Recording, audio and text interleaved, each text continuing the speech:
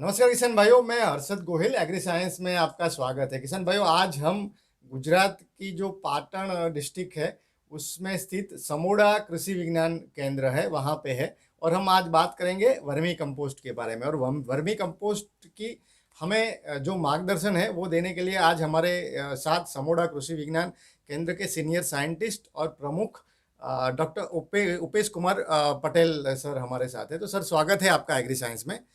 पहले तो सर ये बताइए कि जो वर्मी कंपोस्ट है उसकी जो बेड हम कैसे तैयार करते हैं और क्या किसानों को क्या क्या मुद्दे उसमें ध्यान रखने चाहिए। सभी किसान भाइयों को नमस्कार। जैसा आज बात कर रहे हैं बर्मी कंपोस्ट के बारे में, तो बर्मी कंपोस्ट का जो बेड तैयार करने की बात है कि बर्मी कंपोस्ट में हमें दो चीज़ों को बहुत अच्छे से ध्यान देना है। एक तो ज़मीन के नीचे का फर्श जो है जहाँ पे हम डालते हैं वो फर्श हमारा पक्का हो।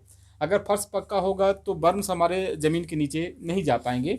दूसरा, ऊपर सीधी सनलाइट या सीधा पानी ना गिरे, इसलिए ऊपर कोई ना कोई हमें टापरी या कोई टीन सेट वो बनाना पड़ेगा, जिससे दो चीज़ों का है कि ना डायरेक्ट सनलाइट आएगी ना सीधे पानी वर्षा का पानी आएगा। ये दो चीज़ें बहुत महत्वपूर्ण है। तीसरा, बर्मी बेड बनाने के लिए किसान भाइयों हम इसकी लंबाई जो एक वो है वैज्ञानिक आधार है कि 10 फीट लंबा, 4 फीट चौड़ा, 10 फीट लंबा, 3 फीट चौड़ा और 2 फीट ऊंचा, इस आकार का हम पिट बनाते हैं। बकाया इसमें मैं एक चीज़ और अवगत कराना चाहूँ किसान भाइयों, इसमें जो इसकी हाइट है 2 फीट वो फिक्स है, इससे ज़्यादा हाइट नहीं करना। लेंथ को भी हम फिक्स करते हैं कि 3 फीट से ज़्यादा लेंथ बिड्थ ना हो, लेंथ की नहीं, चौड़ाई जो है चौड़ाई। 3 फीट से ज़्यादा ना हो। लंबाई हम अपने अनुसार इसको 10 फीट के ज़्यादा बढ़ा सकते हैं, जैसे हमारे पास जगह है उस आधार पर इस लंबाई को हम बढ़ा सकते हैं। लेकिन हाइट बहुत फिक्स है कि हाइट 2 फीट से ज़्यादा, ऊंचाई बर्मी बेड की 2 फीट से ज़्यादा ना हो और चौड़ाई हमारी 3 फीट से ज़्यादा ना हो। और सर, बेड होते हैं जैसे ये प्लास्टिक का रेडी टू यूज बेड है और यहाँ पे आरसीसी भी हमने किया है। तो बेड में मतलब प्लास्टिक का रेडी भी यूज बेड मिलता है और ये भी मिलता है, तो उस दोनों के बारे में थोड़ा बताइए। देखिए, दो चीज़ें हैं कि ये जो हमारा है ये फिक्स सेट है। हम्म, जो हम बनाते हैं, जो सेट हमारा बना हुआ है ये फिक्स है, इसको हम मूव करके कहीं दूसरी जगह नहीं ले नहीं जा ले जा सकते हैं। सकते। और इसको बोलते हैं, जो प्लास्टिक आप देख रहे हैं किसान भाइयों, हम्म, ये पोर्टेबल बर्मी बेड इसको बोलते हैं। पोर्टेबल का मतलब इसको यहाँ से उठा के कहीं और ले जाते हैं। अभी वर्तमान समय में, पहले क्या होता था कि खेडूत भाइयों के जो जानवर थे वो ये एक ही जगह रखते थे। अभी वर्तमान समय में वो ट्रेंड खेडूत भाइयों ने चेंज किया है हाँ हाँ। कि जब बारिश होती है तो उनके जानवर घर पे आ जाते हैं और जैसे बारिश खत्म होती है तो उनके जानवर भी उनके साथ खेत पे चले जाते हैं। तो अगर इसको बनाते हैं तो इसको हम शिफ्ट नहीं कर नहीं कर सकते। सकते। लेकिन पोर्टेबल वाला जो बर्मी कंपोस्ट है, जब जानवर हमारे पास यहाँ हैं तो इसको यहाँ पे लगा ले, और जब जानवर हमारे खेत पे गए हैं तो वहाँ पे भी लगा के इस जो खाद की फैक्ट्री है वहाँ पे हम खाद बनाना शुरू कर सकते हैं। तो ये दोनों में बेसिक डिफरेंस है। और इसे ये मान लीजिए ये बेड है जो प्लास्टिक का, तो इसमें कितना गोबर है और कितने केचुए हमने डाले हैं।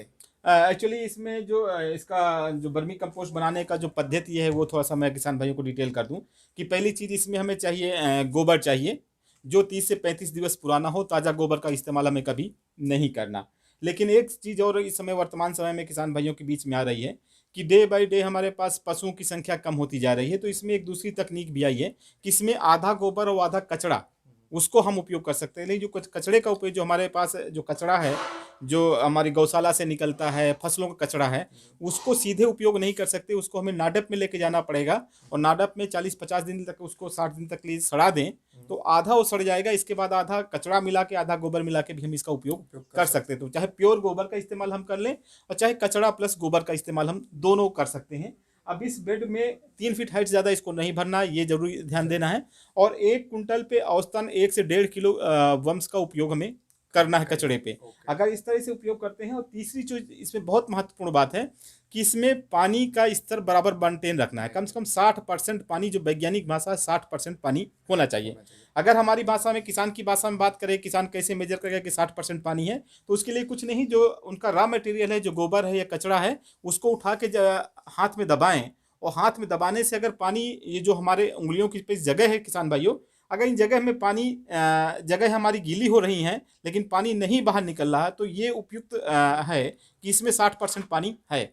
अगर पानी बाहर निकल रहा है तो पानी ज़्यादा है, उस पानी को थोड़ा हमें कम करने की करना है। आवश्यकता है। तो ये दो चीज़ें, क्योंकि केचुआ हमारा है, इसकी सांस लेने के लिए कोई किसान भाइयों नाक नहीं होती, हाँ। ये अपनी स्किन से ही सांस लेता है। तो आप देखेंगे किसान भाइयों कि इसकी स्किन सदैव लसलसी होती है, हाँ, हाँ। लसलसापन होता है और इसी कारण वो सांस लेता है। अगर पानी की मात्रा थोड़ा भी कम हो गई तो ये श्वसन छिद्र बंद हो जाएंगे और केचुआ मर जाएगा। इसलिए आवश्यक रूप से हमें पानी को मेंटेन करना है। अगर इस प्रक्रिया को हम अडॉप्ट करते हैं, इतना केचुआ हम डालते हैं और बढ़िया रॉ मटेरियल का उपयोग करते हैं, तो औसतन 60 दिन में जो है हमारा एक सर्किल, एक चक्र पूरा होता है और बढ़िया सा खाद जो चाय की पत्ती के आकार की खाद बन के हमारे पास तैयार सही होती है। तैयार होती है। ओके सर, तो इसमें मतलब 60 दिन के बाद तैयार होता है, तो किसान को कैसे पता चलेगा कि अब मेरी खाद जो है वो संपूर्ण रूप से तैयार हो चुकी बिल्कुल है? सही, बहुत अच्छा सवाल है। इसमें हम देखेंगे कि जब हम रॉ मटेरियल डालते हैं तो उसमें गोबर आपको दिख रहा है, सारी चीज़ें दिख रही हैं, लेकिन जैसे ही हम अब देखें हैं कि जो हमारा तैयार खाद है, तो वो खाद बिल्कुल चाय की जैसी पत्ती होती है उस आकार का हो जाता है, भुरभुरा हो जाता है। इसका उपयोग भी हम आसानी से कर सकते हैं और इनके दो फायदे हैं। अभी हमारे पास खेत भाई क्या करते हैं कि जो कचरा है, गोबर है, कूड़ा है, उसको सीधा खेत में डालते हैं। उससे क्या होता है कि पहली चीज़ तो हमारे पास ये कूड़ा सड़ा नहीं होता, तो इससे बहुत सारी बीमारियों का समस्या हो जाती है, जैसे उदई की समस्या, कीड़ की समस्या, उदई ज़्यादा लग जाती है। रोग की बात करें तो सुकारा रोग, सूखने वाला जो बिल्ट का प्रॉब्लम है वो ज़्यादा बढ़ जाता है, बिल्टिंग इशू हो जाता है। तो ये ढेर सारी समस्याएं हमारे खेतों में पैदा होती हैं। लेकिन अगर हम अड़सिया खातर का इस्तेमाल करते हैं तो ये पूर्णतः सड़ा होता है, केचुआ खाद पूर्णतः सड़ा होता है, तो इससे बीमारी और कीड़े का प्रकोप पहली बात कम हो जाता है। दूसरा एक समस्या हमारी कचड़े को लेकर आती है कि हमारे खेत में खरपतवार बहुत उगते हैं, लेकिन अगर रॉ मटेरियल हमारा ये गोबर है इसका उपयोग करेंगे तो जो जानवर ने पौधा खाया उसके बीज उसके पेट में गए और बीज जो पेट के माध्यम से उसके गोबर पे आए हैं, अगर इस गोबर का इस्तेमाल करेंगे तो ये बीज पुनः उग देंगे और खेत में कचड़े की समस्या, खरपतवार की समस्या ज़्यादा होती है। लेकिन अगर खेडूत भाई हमारे वर्मी कंपोस्ट का उपयोग करते हैं, केचुआ खाद का उपयोग करते हैं, तो जिस बीज को केचुआ एक बार खा लेता है और खा के निकालता है, उस बीज की अंकुरण क्षमता खत्म हो जाती है। ये कह सकते हैं कि कचड़े की समस्या या खरपतवार की समस्या में भी निजात मिलेगा। और तीसरा जो सबसे महत्वपूर्ण बिंदु है, ये पूर्णतः अच्छा खाद है, संपूर्ण खाद है। पौधे के लिए जितने भी पोषक तत्व चाहिए सभी पर्याप्त मात्रा में है। इसकी जो क्षमता है समान रॉ मटेरियल जो हमारा घोड़े खाद है उसकी तुलना में 3 गुना ज़्यादा शक्तिशाली होता है। अतः किसान भाई इसका उपयोग करके अपनी खेती में अच्छा लाभ कमा सकते हैं। और सर एक मतलब 60 दिन में तैयार हो जाता है, तो 60 दिन के बाद 1 टन गोबर हमने डाला था, तो 1 टन गोबर से कितना वर्मी कंपोस्ट बनता है? औसतन इससे करीब 80% का रेशियो आता है कि 80% तक हमें खातर मिल जाता है। हाँ जी। दूसरा इसमें एक चीज़ और है, मैं खेड़ भाई को बताऊंगा कि इसको निकालना कैसे, कि इसमें केचुआ भी है, वो भी चीज़ें हैं। हाँ। तो इसमें बहुत सिंपल तरीका है इसको अलग करने का, केचुआ अलग करने का और केचुआ खाद अलग करने का। इसमें पानी की मात्रा, जैसे आपको लगता है चाय की पत्ती जैसा एक आकार बदल गया है, तो इसे पानी की मात्रा देना बंद करें। पानी देना बंद करेंगे तो पानी की खोज में केचुआ नीचे जाएगा, ऊपर वाली परत निकलती जाएगी, ऊपर वाले केचुआ होगा नहीं, उसको निकाल के अलग कर लें। फिर दूसरी लेवल पे पानी कम होगा, फिर केचुआ नीचे जाएगा, उसको निकाल के ऐसे निकालते रहेंगे परत के परत, तो नीचे वाली परत में पूरा केचुआ इकट्ठा हो जाएगा। उसको पूरा कलेक्ट कर लें और पुनः रॉ मटेरियल को भरे, उसके ऊपर उसको डाल देंगे तो केचुआ पूरा नीचे जाएगा और खाद आपकी अलग आ जाएगी। ओके सर, ये आपने बताया कि खेती में हम उसको यूज़ कर सकते हैं अपनी खेत में, लेकिन किसी किसान भाइयों को थोड़ा प्रोफेशनल करना है, बेचना है, तो इसकी क्या कीमत बाजार भाव रहता है अगर किसी को वर्मी कंपोस्ट बना के बेचना है तो? बहुत अच्छा सवाल है ये, कि वर्तमान समय में हमारे बहुत सारे साथी युवा हैं जो खेती में अपना स्वरोजगार की स्थापना की बात करें कि हमें कुछ रोजगार मिल जाए, कुछ पैसे मिल जाए, तो ये हमारी खेती में तो उपयोग होता है। खेती में अगर हम बात करें तो औसतन 5 टन खातर, औसतन बकाया फसल के ऊपर निर्भर करता है, कौन सी फसल डालते हैं उसके आधार पर निर्भर करता है, लेकिन औसतन 5 टन पर एकड़ की दर से इसका इस्तेमाल हम अपनी खेती में कर सकते हैं। लेकिन वर्तमान समय में ये एक बहुत अच्छा बिजनेस का रूप भी ले रहा है, क्योंकि जैविक खेती को बहुत प्रमोट मिल रहा है, बहुत बढ़ावा मिल रहा है। उस स्तर पे इसका इस्तेमाल हो रहा है। शहरों में भी बहुत सारे हमारे शहरी लोग हैं जो शहर में रहने वाले हैं, वो अपने घर पे किचन गार्डन लगाते हैं, गृह वाटिका लगाते हैं, कुछ झाड़ फल लगा देते हैं, कुछ फूल के पौधे लगाते हैं। उनके लिए भी खाद की आवश्यकता पड़ती है, तो ये खाद बहुत उपयुक्त है। अगर इसको बिजनेस के रूप में देखें तो ये औसतन जो है 5 रुपये किलो, 5 से 10 रुपये किलो का ये खातर जो है सेल होता है। 1 किलो का कीमत 5 से 10 रुपए है। और यही अगर वर्म्स की बात करें, केचुआ की बात करें, ये 200 रुपये किलो का सेल होता है। तो औसतन अगर फार्मर्स करे तो इस बिजनेस से भी कि हमें कोई ज़मीन की आवश्यकता नहीं है, एक छोटे से एरिया की आवश्यकता है, अंडर कंट्रोल है, क्योंकि खेती हमारी पूरे मौसम पे निर्भर है, मौसम कैसा होगा, लेकिन ये पूरा कंट्रोल पे है। तो अगर एक छोटे से बिजनेस के रूप में भी हम बात करें तो 2-2.5 लाख रुपए हम साल का इससे कमा सकते हैं। मतलब सर केचुआ हमने डाला है तो वो बढ़ेगा 60 दिन के बाद, जितना केचुआ डाला है तो केचुए की संख्या बढ़ेगी घटेगी, उसके बारे में बताइए। केचुआ हम जब डाले हैं तो सामान्य बात है, केचुआ अपनी ग्रोथ करेगा, क्योंकि जीवन है तो अपनी हाँ। संख्या को तो बढ़ाते बढ़ाता है।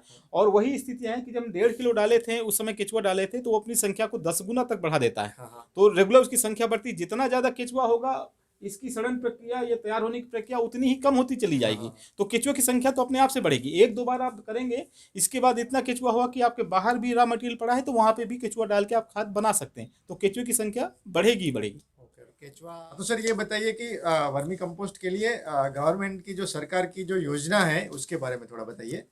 किसान भाइयों, इसके क्योंकि वर्तमान समय में जैविक खेती को बहुत बड़ा शासन द्वारा दिया जा रहा है, और इस जैविक खेती को बढ़ावा देने के लिए हमारे पास बहुत सारे विभाग हैं, जैसे कृषि विभाग हैं, वहाँ से भी योजना संचालित है, जिसमें जो आपकी वर्मी कंपोस्ट के लिए अनुदान पे स्कीम है। ऐसे ही अगर बड़ा आपको सेट बनाना है किसान भाइयों, तो हमारी उद्यानिकी विभाग जो है, हॉर्टिकल्चर डिपार्टमेंट है, वहाँ आप संपर्क कर सकते हैं, वहाँ पे बहुत अच्छी स्कीम्स हैं, वहाँ बड़ा सेट हम बना सकते हैं। RKY प्रोजेक्ट है, उसके माध्यम से भी हम इसको ले सकते हैं। तो ये बहुत सारी स्कीम्स है जहाँ पे इसका लाभ ले सकते हैं। और एक और भारत सरकार ने ABC शुरू किया है, agree clinic agri business management शुरू किया, कोर्स शुरू किया था स्किल डेवलपमेंट योजना अंतर्गत। उसके माध्यम से हम उसकी ट्रेनिंग लेके एक बड़े एम्प्लॉयमेंट के रूप में, एक रोजगार के रूप में इसको हम स्थापित कर सकते हैं इसे। तो बहुत धन्यवाद सर, आपने बहुत अच्छी जानकारी वर्मी कंपोस्ट के बारे में दी। तो किशन भाइयों, ये थे समोड़ा कृषि विज्ञान केंद्र के senior scientist doctor Upesh Kumar Patel, जिन्होंने हमें बहुत अच्छी जानकारी वर्मी कंपोस्ट के बारे में दी।